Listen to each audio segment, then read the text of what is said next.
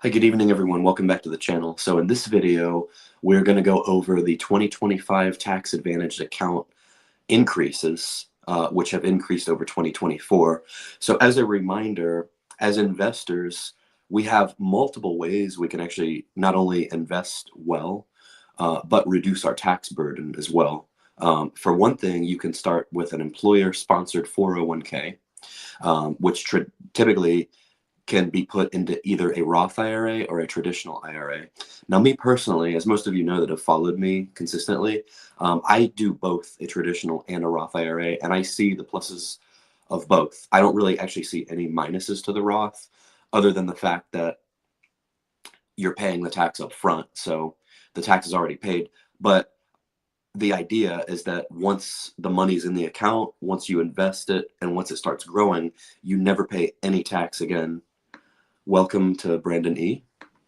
And so there's three accounts we're going to discuss in this video. And stay tuned all the way to the end, because we're going to go over, how you can really make millions over your life across all of these accounts. So the three in particular, we've already mentioned one, which is the 401k. And then there is the Roth. So actually that's two we've mentioned. And then the HSA is going to be the third one. Now, if you're self-employed, the equation changes a bit. You just do your own stuff. But typically, with being self-employed, you're paying both employee and employer, like into Social Security and stuff like that, which me personally, this might be a little bit of a controversial opinion, but I would be in favor of like opting out of Social Security if it were me, because I could actually grow that money much better on my own.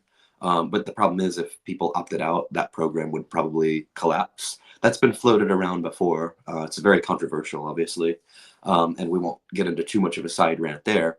But as an intro here, that's what we're going to talk about, these three accounts. 401k, which for me is a traditional IRA, which I have two of them now for two separate employers. So even though you may have multiple 401ks, it all kind of becomes like one big IRA.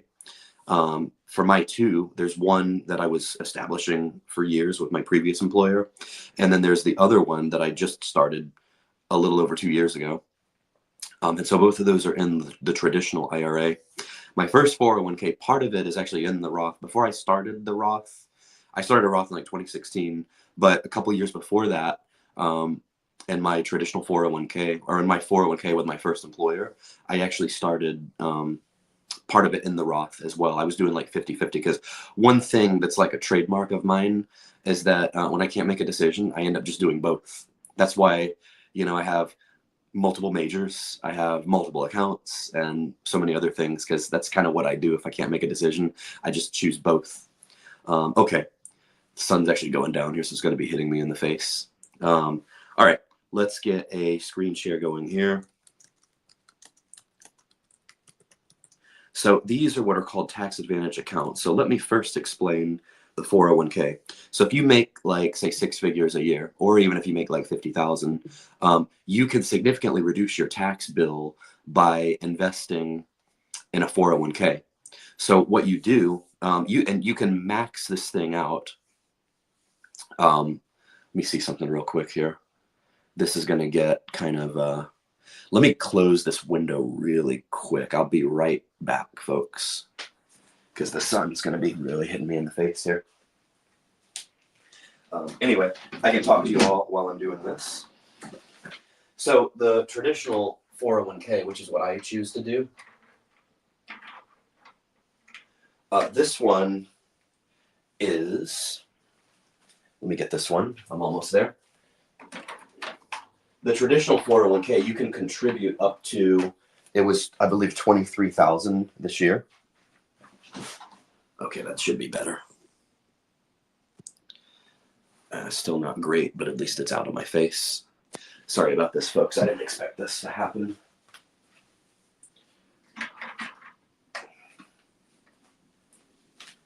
All right, there we go. Okay. Much better. All right, so here we go.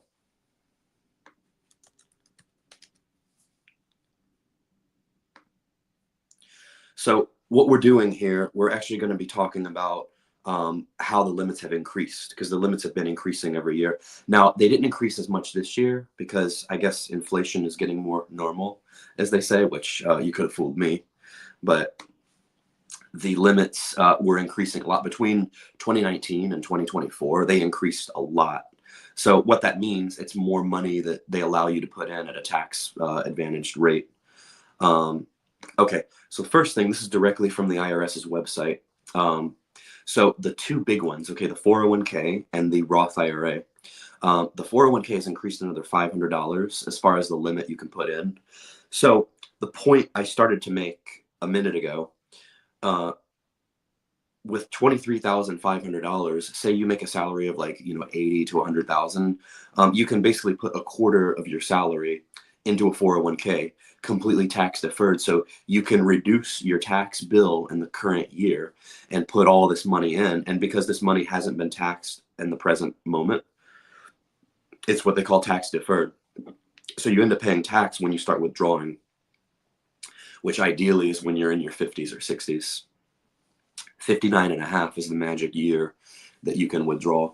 Now, if it was up to me, I know why the government does this, because the government just assumes that most of us are either dumb or irresponsible. And, looking at the case studies, they're not all that wrong, just to be blunt. But for me and, most of the audience here, we're financially savvy people. Obviously, if you're watching this channel, you know something about finance. If it was up to me, I'm a big believer in personal responsibility and stuff like that. I would get rid of the age limit, and I would say if you're 30 and you're ready to retire because in your 20s you crushed it as far as a return, say you have a 401k that's worth like $500,000 now or more, say you were just a genius investor and you put your money into like all the right funds and just maxed it out and just crushed it, and say you want to retire at age 30, I think you should be able to. And you want to start withdrawing that money to live on or to use it for other purposes, I think you should be able to. I also think it should be easier to transfer these to like an external broker. Like, for example, my main 401k, which, I did, for the bulk of my 20s, I put a ton of money into my first 401k, and it's still in the account that it was at with my previous employer. So while those funds that's why I've left it alone. I like those funds. Half of it is in like a large cap NASDAQ fund, which has absolutely crushed it. The video I did yesterday ties into this, because when you see returns of like 30% a year and you start getting a fat 401k, because if you're doing this and this number increases every year, so you're basically putting, say, 23,000 on average per year into this account, at the end of 10 years, that account's going to get fat. You combine, it's like turning the heat up on the stove, like you're trying to cook a delicious meal. In this case, this is your fat account. You're putting the butter, the oil, you're turning the stove up higher. You've got all the ingredients for success. So when you're putting this amount of money in every year and you're getting like between a 20 and 30% rate of return, which, as we just looked at yesterday, the S&P and the NASDAQ easily have done over the last 10 years, you're going to be sitting very nice at the end of 10 years. So this account has gone up from 23,000, which was the limit in 2024, to 23,500 in 2025. So it's increased $500. Now, the other side of this coin, because I consider these like two sides of the same coin, and I think it's a good idea to do both. I do both personally. I do the Roth and the 401k. I should do all three. The HSA is the third one we're going to discuss. That limit, by the way, has gone up to 4,300 from 4,150. And this is just like if you're single, unmarried, and under 50. Now, if you're married, the HSA limit's up to like, I want to say 8,700 now, because it's double basically. So 4,300 or 4,350, we'll look in a second.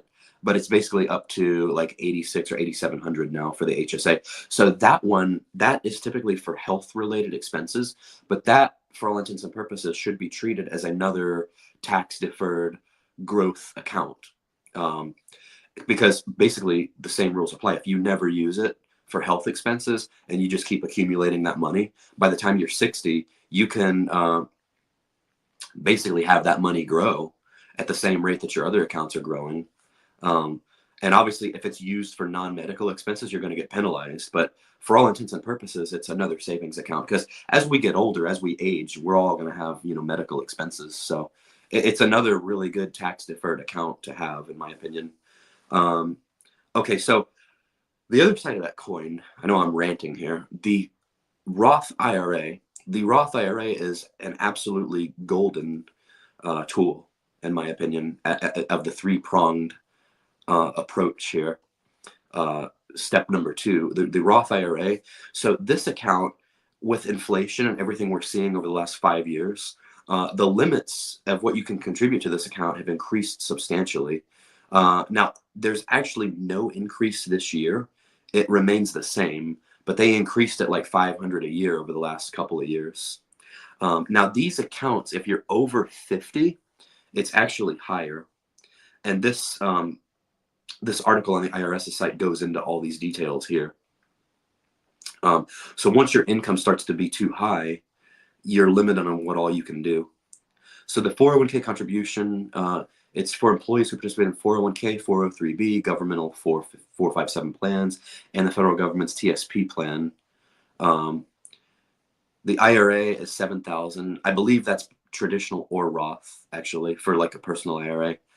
The catch-up contribution. Now, if you're over 50, here's the cool thing, because most of us typically didn't start this when we were 18. I wish I did. And I've actually had the question. I said, okay, what if I didn't start this at 18? I don't think I actually started until age 23. Well, so you missed 5 years of compound growth, right? So to make up for that, they allow what they call catch-up contributions after age 50. So for the catch-up contributions, you're actually able to do, I believe, another $1,000 on top of it. And this was part of the Secure Act. Let's see, IRA catch-up contribution limit for individuals age 50 and over was amended to include an annual cost of living adjustment, but remains $1,000. Okay, so it's $1,000 on top of the $7,000. Let's go back to Google really quick here. 2024 401k. Let's do this one here. Actually, I want to do 401k. Okay. So here's what I want to discuss here. So for those of you that are close to retirement, that have been doing this your whole career, you'll know that, because I can tell you when I started doing this, the limit was actually $18,000. So the limit to what you can contribute into the 401k has increased to 23,500 this year. So as you can see, so it went up 500 over the past year. It went up 2,000 between 2022 and 2023 because there was so much inflation. It went up 1,000 between 2021 and 2022. It stayed flat between 2020 and 2021. It went up 500 between 19 and 20. Between 18 and 19, it went up 500, and it finally increased 500 between 17 and 18. But if you look at it, we stayed at 18 for 3 years. So in this 3-year period, I guess there was considerably very little inflation compared to now. 2014, it was down to 17,500. So you see how it's increased like $6,000 in a 10-year time frame, essentially. And then if you're over 50, so your total contribution limit is 69,000. If you're over 50, you can actually do 7,500 more. So if you're over 50, you can be doing $30,500. So you can really make this fat between age 50 and 60. Now, not everybody is a fan of the 401k because your money is tied up and you can't really use it. In fact, the last time I did a really, really solid live show with my audience, we had a guy on there that was talking about this. He said he actually, he only did up to what the employer matches instead of, so there's different schools of thought in this. Some people only do up to what the employer matches, which I think you're stupid not to, because it's free money. Basically, your employer's giving you a matching contribution of say between 3 and 7%. Get this one, folks. At my old job, we used to have 401k and a separate pension. They eliminated the pension and they put that 3% and put it into the 401k. And I think if you go back to that company, you don't get that anymore. So I was grandfathered in for a few years. I was getting 8% in the 401k. So that was phenomenal. 8% a year. That's like a nice extra bonus. Sometimes I question whether or not I should have left that job, but I did get a significant raise. So anyway, that is that one. Now let's go look at the Roth IRA, or just IRA in general, contribution limit. So I hope you guys are getting the idea as far as this. So the idea is you can grow a fortune in tax advantaged accounts over time. You can grow a fortune between the 401k, between the Roth IRA, and the HSA account. Okay, so the Roth IRA was created as part of the Taxpayer Relief Act of 1997.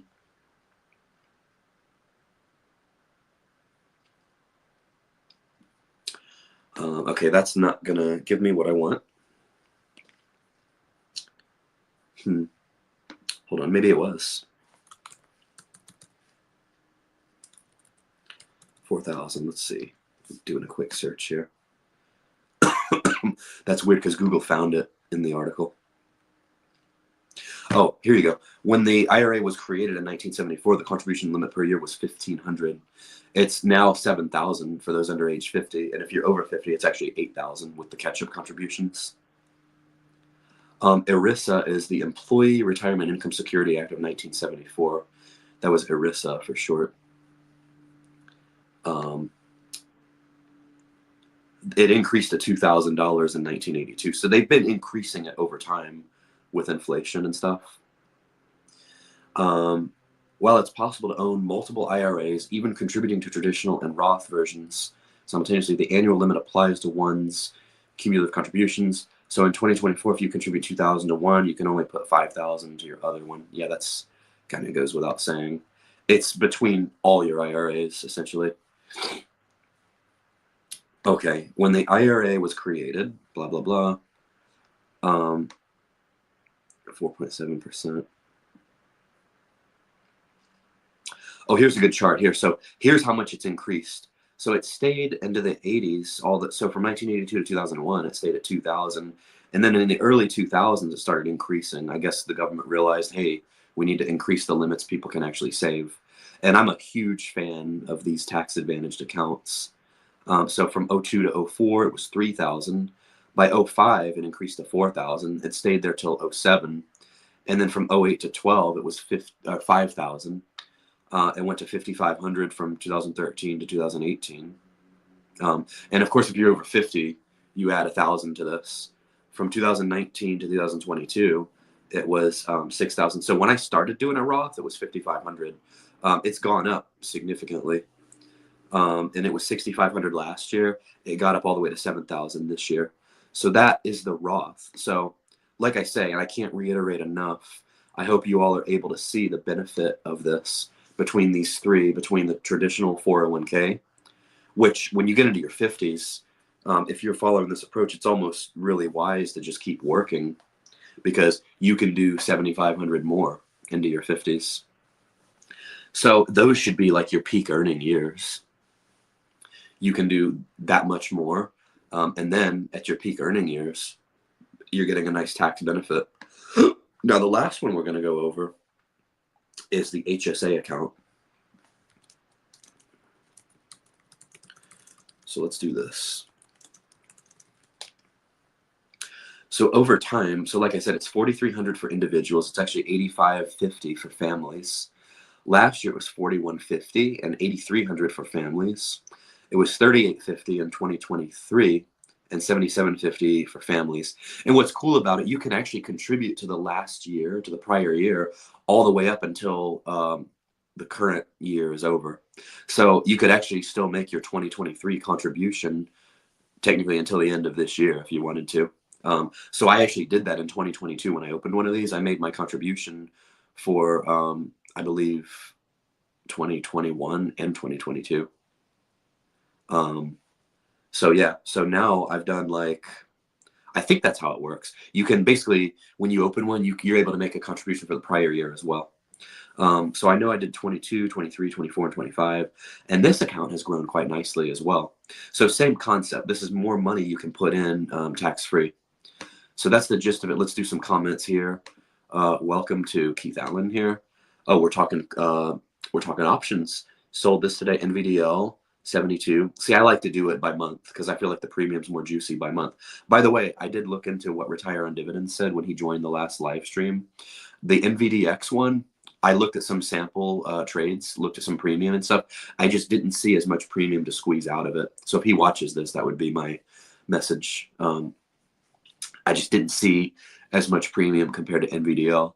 So you did, oh, I see. Oh, you collected almost 1,000 in premium. That's pretty good. But I like mine for the 31st. I collected like 7,700, and I've already realized like 800 of it as of today. So if I was to just roll that out, or if I was to just buy it back, I've already realized like an $800 gain out of it. Let's see. Okay, you have a 457, but it's a Roth. Contribute 866 a paycheck. Nice. What do you base that on? When you quit, you can take control of your account. What do you mean take control of it? So what I'm actually trying to do, I've just been lazy about this for the last 2 years. I want to roll it to an external broker, and I'm going to take this to the next level. I'm actually going to do the wheel strategy on the 401k, which some of you might think is completely crazy. I'm going to wheel it. I think I'm going to do, instead of just like NASDAQ, S&P, I might go really bold and do triple levered funds and then wheel those to make extra money as well. Because the account's gotten fat enough, I can make like almost a full-time salary, if not a full-time salary, just in options premium. So I've actually been leaving a lot of money on the table with this. Add 500 if you're over 50 on the Roth. Oh, I thought it was an extra 1,000. I'm pretty sure it's an extra 1,000. Anyway, so that's the gist of it, folks. Hope you guys got that. Hope some light bulbs went off from the coach here. Wheel in my Roth. Oh, you're trying to do it too. See? Great minds think alike, right? Anyway, hey, thank you all so much for tuning in. That is going to do it for our 2024 and 2025 limits to the accounts. As a follow-up, I'll probably show you how my 401ks have done this year. Well, I'll just go over all the tax-advantaged accounts. That'll be probably part 2 of this. So stay tuned for that maybe tomorrow. So thank you all so much for tuning in. Like, comment, and subscribe, and join Discord. And we will see you all in the next one. Take care. Bye.